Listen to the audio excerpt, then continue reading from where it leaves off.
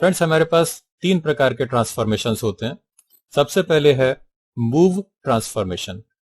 इस टूल के द्वारा हम किसी ऑब्जेक्ट को सेलेक्ट भी कर सकते हैं और फिर हम उसको मूव कर सकते हैं। सेकंड ट्रांसफॉर्मेशन है सेलेक्ट एंड रोटेट। मतलब इस टूल के द्वारा हम किसी ऑब्जेक्ट को सेलेक्ट भी कर सकते हैं और उसके बाद हम उसको रोटेट कर सकते हैं। और फिर तीसरा ट्रांसफॉर्मेशन है सेलेक्ट एंड स्केल। इस टूल के द्वारा हम किसी ऑब्जेक्ट को सेलेक्ट भी कर सकते हैं और उसके बाद उसको स्केल कर सकते हैं। इससे पहले कि हम ट्रांसफॉर्मेशंस कमांड्स पे डिस्कस करें, हमें एक ऑब्जेक्ट यहां पर क्रिएट करना होगा और इस ऑब्जेक्ट के बारे में एक बहुत महत्वपूर्ण जानकारी मैं आपको दूंगा। सबसे पहले हमने बॉक्स ऑब्जेक्ट पे क्रिएट किया, बॉक्स ज्योमेट्री पे क्लिक किया और यहां पर मैंने एक बॉक्स बना दिया। अगर आपको इसको एक पर्टिकुलर डायमेंशन देनी है तो आप लेंथ, विड्थ और हाइट को यहां से आप चेंज कर सकते हैं। हमने अभी लेंथ पे क्लिक किया, कंट्रोल ए, और हम इसकी लेंथ रखना चाहते हैं 1000 मिलीमीटर्स, मतलब 1 मीटर। हमने विड्थ को सेलेक्ट किया, विड्थ भी हमें चाहिए इसका 1000 मिलीमीटर्स और इसकी हाइट हमें चाहिए सपोज 2000 मिलीमीटर्स। एंटर। तो ये बॉक्स हमारे सामने बन चुका है। अब फ्रेंड्स, इसमें इंपॉर्टेंट चीज ये है कि हमने पिक टूल पे क्लिक किया या सेलेक्ट ऑब्जेक्ट टूल पे क्लिक किया। ये ऑब्जेक्ट हमारा ऑलरेडी सिलेक्टेड है।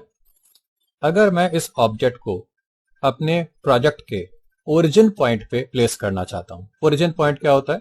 जब हम टॉप व्यू में देख रहे होते हैं, देखिए मैं इस वाले व्यू पोर्ट को आपको बड़ा करके दिखा देता हूं। जब हम टॉप व्यू में होते हैं तो हमें यहां पर जो डार्क कलर की जो दोनों लाइंस नजर आती हैं, हॉरिजॉन्टल और वर्टिकल, ये दोनों लाइंस जिस पॉइंट पे इंटरसेक्ट करती हैं, ये हमारे प्रोजेक्ट का ओरिजिन पॉइंट होता है। मतलब यहां पर एक्स कोऑर्डिनेट, वाई कोऑर्डिनेट और जेड कोऑर्डिनेट की वैल्यूज 0, 0 और 0 होती हैं।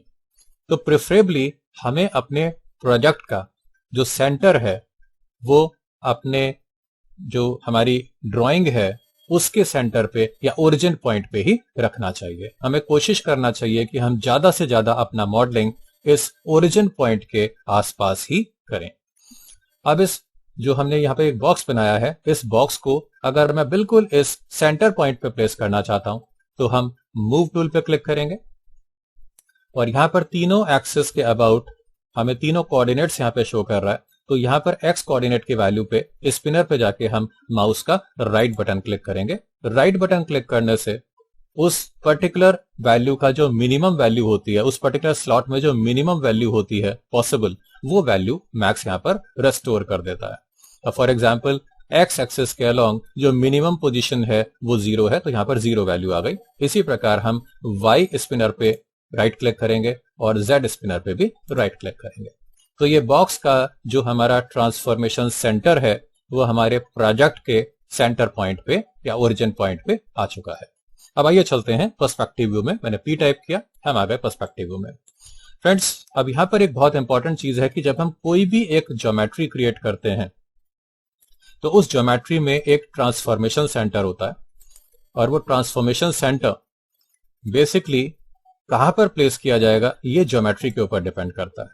मोस्ट ऑफ द केसेस में जो हमारा ऑब्जेक्ट है या ज्योमेट्री है उसका जो बॉटम फेस होता है उसके सेंटर में ये ट्रांसफॉर्मेशन सेंटर होता है।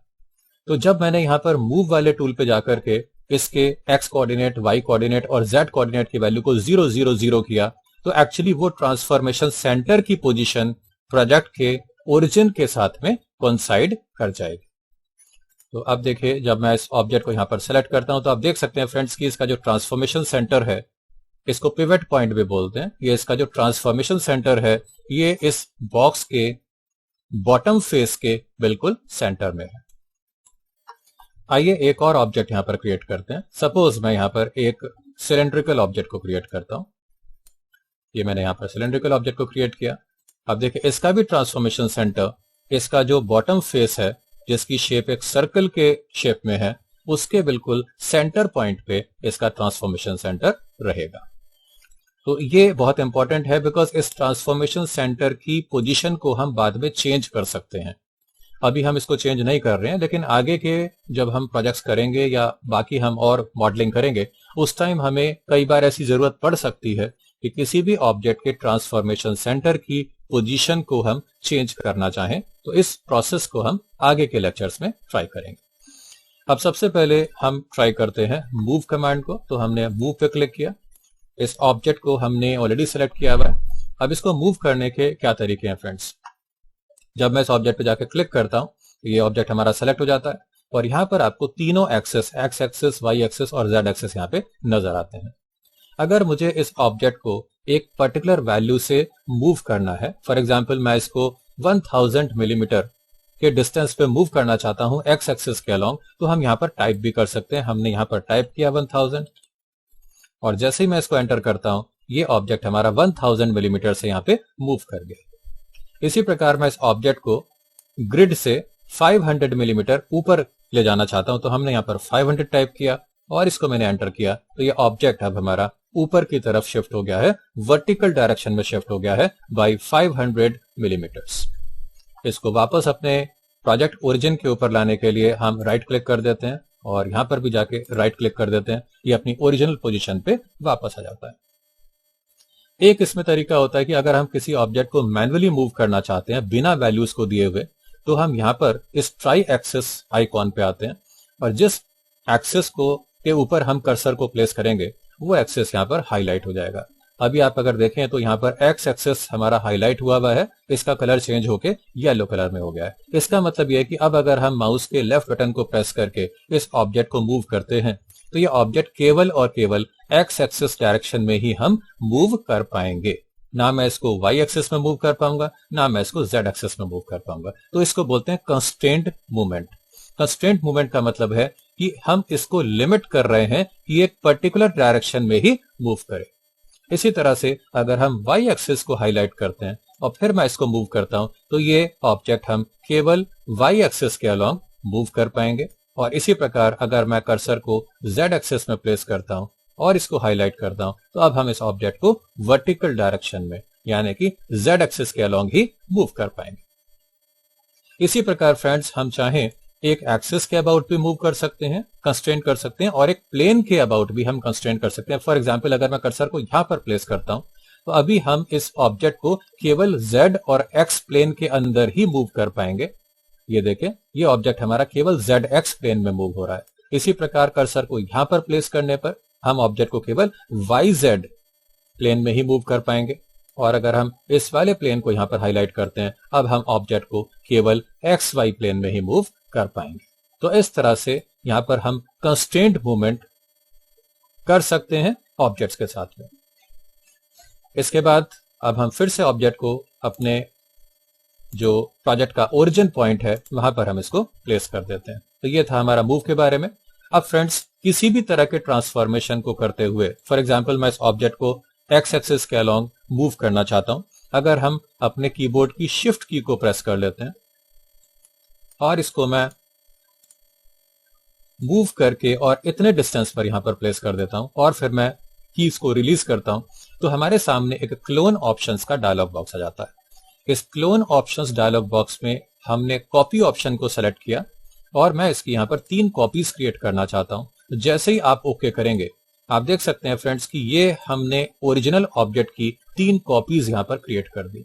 तो एक हमारे पास ओरिजिनल ऑब्जेक्ट था और 3 कॉपीज हमने यहां पे बना दी।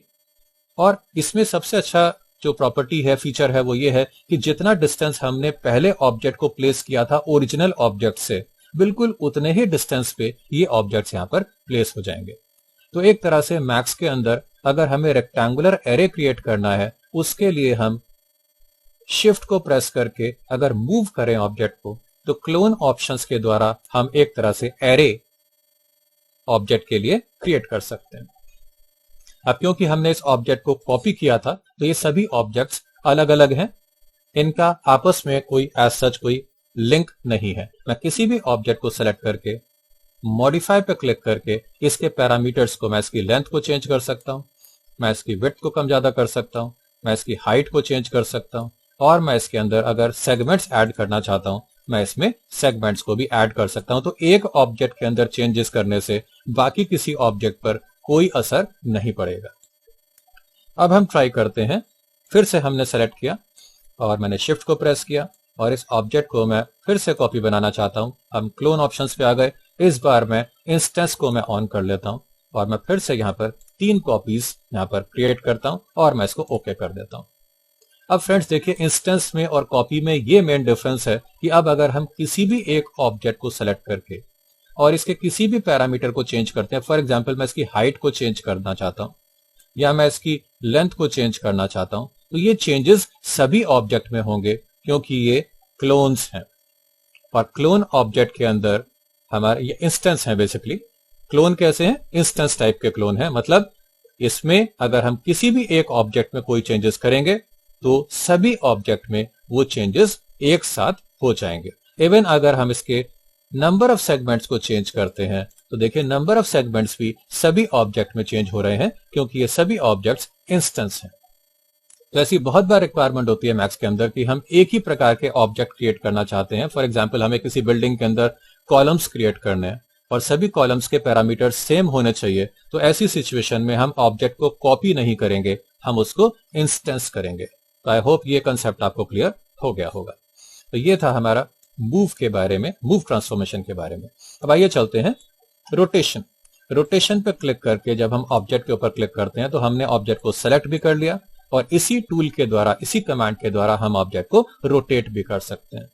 रोटेट करने के भी 2 तरीके हैं। मैं यहां पर वैल्यू टाइप कर सकता हूं कि मैं एक्स एक्सेस के अबाउट ऑब्जेक्ट को कितना रोटेट करना चाहता हूं, वाई के अबाउट कितना रोटेट करना चाहता हूं या फिर जेड के अबाउट कितना रोटेट करना चाहता हूं। फॉर एग्जांपल मैं यहां पर टाइप करता हूं 40 डिग्रीज। जैसे ही मैं एंटर करता हूं ये ऑब्जेक्ट हमारा 40 डिग्री से रोटेट कर गया अबाउट जेड एक्सेस। आप इसको वापस अपनी ओरिजिनल पोजीशन में ला सकते हैं यहां पर स्पिनर के ऊपर राइट बटन क्लिक करके। और अगर आप इसको मैन्युअली रोटेट करना चाहते हैं तो यहां पर हमारे सामने एक स्फेरिकल एक शेप आ जाता है और इसमें 3 रिंग्स आपको नजर आ रहे होंगे। फॉर एग्जाम्पल अगर मैं एक्स एक्सिस के अबाउट रोटेट करना चाहता हूं तो हम रेड वाले रिंग पे रहेंगे। अगर मैं इसको वाई एक्सिस के अबाउट रोटेट करना चाहता हूं तो हम ग्रीन कलर के रिंग पे रहेंगे। और अगर मैं इसको जेड एक्सिस के अबाउट रोटेट करना चाहता हूं तो हम ब्लू कलर के रिंग पे रहेंगे। एग्जाम्पल मैं इसको एक्स एक्सिस के अबाउट रोटेट करना चाहता हूं तो येलो वाले रिंग पे हमने कर्सर को प्लेस किया। अब हम बटन को प्रेस करके, माउस के लेफ्ट बटन को प्रेस करके हम इस ऑब्जेक्ट को रोटेट कर सकते हैं। और आप देख सकते हैं फ्रेंड्स कि ये जो ऑब्जेक्ट हमारा रोटेट हो रहा है ये अपने पिवट पॉइंट के अबाउट रोटेट हो रहा है। मतलब कि इसका जो बेस है, बेस का जो सेंटर पॉइंट है वो हमारा पिवट पॉइंट है, वो अपनी जगह पर फिक्स है और ये ऑब्जेक्ट को हम उसी पॉइंट के अबाउट रोटेट कर पा रहे हैं। तो ये आपने देखा कि किस तरह से हमने ऑब्जेक्ट को रोटेट किया। अब यहां पर जो हम रोटेट कर रहे हैं वो रैंडमली रोटेट कर रहे हैं। अगर मुझे स्पेसिफिक वैल्यूज के हिसाब से रोटेट करना है तो हमारे पास यहां पर एक ऑप्शन होता है कि हम ऑब्जेक्ट को एंगल स्नैप के द्वारा भी रोटेट कर सकते हैं। इस एंगल स्नैप को हमने ऑन किया, यहां पे जाके हमने राइट बटन क्लिक किया तो हमारे सामने एक एंगल स्नैप की वैल्यू होती है। सपोज मैं इस एंगल स्नैप की वैल्यू को 10 डिग्रीज पे सेट कर देता हूं और मैं इसको एंटर कर देता हूं। आप इसको क्लोज कर दीजिए। अब जब हम ऑब्जेक्ट को रोटेट करेंगे तो एक बार में ये पहले 10 डिग्रीज पे रोटेट होगा। फ्रेंड्स आप देख सकते हैं कि ये ऑब्जेक्ट हमारा एक्स एक्सिस के अबाउट 10 डिग्रीज से रोटेट हुआ है, फिर आगे 20 डिग्रीज, 30 डिग्रीज, 40 डिग्रीज। तो इस तरह से हम 10 डिग्रीज के गैप से या इंक्रीमेंट से हम ऑब्जेक्ट को रोटेट कर सकते हैं। अगर मुझे इस ऑब्जेक्ट को 90 डिग्री बिल्कुल एक्यूरेट रोटेट करना था तो ये देखिए हम 90 डिग्री की वैल्यू पर पहुंच गए हैं। इसको हम बोलते हैं कि हम एंगल स्नैप को ऑन करके ऑब्जेक्ट को एक पर्टिकुलर एंगल्स पर हम रोटेट कर सकते हैं। ये था हमारा रोटेशन ट्रांसफॉर्मेशन। और उसके बाद फिर हमारा थर्ड ट्रांसफॉर्मेशन आता है स्केल ट्रांसफॉर्मेशन। स्केल ट्रांसफॉर्मेशन के अंदर भी अगर हम मैन्युअली स्केल करना चाहें तो हम इस ऑब्जेक्ट को एक्स एक्सिस के अबाउट स्केल कर सकते हैं। ये हमारा वाई एक्सिस है, सॉरी, इसको हम एक्स एक्सिस के अबाउट स्केल कर सकते हैं या फिर हम इसको जेड एक्सिस के अबाउट भी स्केल कर सकते हैं। हम ऑब्जेक्ट को एक पर्टिकुलर प्लेन के अबाउट भी स्केल कर सकते हैं, जैसे एक्स वाई प्लेन के अबाउट या वाई जेड प्लेन के अबाउट या फिर एक्स जेड प्लेन के अबाउट या जेड एक्स प्लेन के अबाउट। और इसके अलावा हम यहाँ पर वैल्यूज को टाइप करके भी ऑब्जेक्ट को स्केल कर सकते हैं। मैं ऑब्जेक्ट को फिर से हमने ऑब्जेक्ट को अपने ओरिजिनल साइज में लेके आना है तो हमें यहाँ पर 100 वैल्यू टाइप करना पड़ेगा, बिकॉज ओरिजिनल जो स्केल होता है ऑब्जेक्ट का वो 100 होता है। मैंने इसको 100 कर दिया और ये हमारे जो ऑब्जेक्ट है अपनी ओरिजिनल शेप में, ओरिजिनल साइज में वापस आ जाता है। अब हम इस ऑब्जेक्ट को सेलेक्ट कर लेते हैं। सपोज मैं इस ऑब्जेक्ट को यहां पर देखिए स्केल करने के हमारे पास इसमें ऑप्शंस हैं। एक होता है यूनिफॉर्म स्केल और एक होता है नॉन यूनिफॉर्म स्केल। जब हम यूनिफॉर्म स्केल वाले ऑप्शन को सेलेक्ट करेंगे तो हमें केवल यहां पर एक वैल्यू अवेलेबल है टाइप करने के लिए। सपोज मैंने यहां पर वैल्यू को टाइप किया 110 और जैसे ही मैं इसको एंटर करता हूं ये ऑब्जेक्ट हमारा एक्स एक्सिस के अबाउट स्केल हो जाता है। लेकिन अगर हम यहां पर जाकर के इस ऑब्जेक्ट को अगर हम स्केलिंग करते हैं तो ये ऑब्जेक्ट हमारा तीनों डायरेक्शंस में एक साथ स्केल हो जाएगा। अगर हम किसी एक्सिस को हाईलाइट करके इसको स्केल करते हैं तो केवल उसी एक्सिस के अबाउट हम ऑब्जेक्ट को स्केल कर सकते हैं। और इसी तरह से हमारे पास एक ये ऑप्शन है और इस ऑप्शन पे जाकर के अगर हम ऑब्जेक्ट को स्केल करना चाहते हैं तो अब हम इस select and non uniform scale, अब हम इसको नॉन यूनिफॉर्म स्केलिंग कर सकते हैं। फॉर एग्जांपल मैं इसको एक्स में स्केल करना चाहता हूं 120 से और मैं वाई में स्केल करना चाहता हूं 140 से और मैं जेड में स्केल करना चाहता हूं 160 से। तो आप अलग अलग वैल्यूज से अलग अलग एक्सेस के अबाउट ऑब्जेक्ट को स्केल कर सकते हैं। तो ये था हमारा स्केल ट्रांसफॉर्मेशन। तीनों ही ट्रांसफॉर्मेशंस के अंदर जो इस ऑब्जेक्ट का जो ट्रांसफॉर्मेशन सेंटर है वो इसके बॉटम फेस का मिडिल पॉइंट या सेंटर पॉइंट ही रहेगा, क्योंकि पिवट पॉइंट की जो नॉर्मल लोकेशन है वो इसके बॉटम फेस के सेंटर पे है। तो आई होप आपको तीनों ट्रांसफॉर्मेशंस के बारे में और इसके अलावा किस तरह से हम ट्रांसफॉर्मेशन सेंटर की क्या सिग्निफिकेंस है, ट्रांसफॉर्मेशन सेंटर का क्या मतलब है, इसके बारे में आपको क्लैरिटी मिल गई हो। तो फ्रेंड्स इस लेक्चर में इतना ही। थैंक यू दोस्तों, अगर आप 3D स्टूडियो मैक्स में इंटीरियर और एक्सटीरियर मॉडलिंग सीख के एक अच्छा कैरियर बनाना चाहते हैं तो आप मेरी ऑनलाइन ट्रेनिंग्स को ज्वाइन कर सकते हैं। मेरी ऑनलाइन ट्रेनिंग ज्वाइन करने के लिए आपको डिस्क्रिप्शन में मेरा कॉन्टैक्ट नंबर मिल जाएगा। आप मुझसे सीधा कॉल पे संपर्क करें या फिर मुझे व्हाट्सएप मैसेज करें। इसके अलावा दोस्तों, अगर आपको ये वीडियो पसंद आया है तो इसको लाइक कर लीजिए। चैनल को अगर आपने सब्सक्राइब नहीं किया है तो सब्सक्राइब कर लीजिए और आई बटन भी प्रेस कर दीजिए, जिससे कि आपको नए आने वाली वीडियोस का नोटिफिकेशन मिलता रहे। जल्दी ही मिलते हैं अगले वीडियो में। Thank you and take care.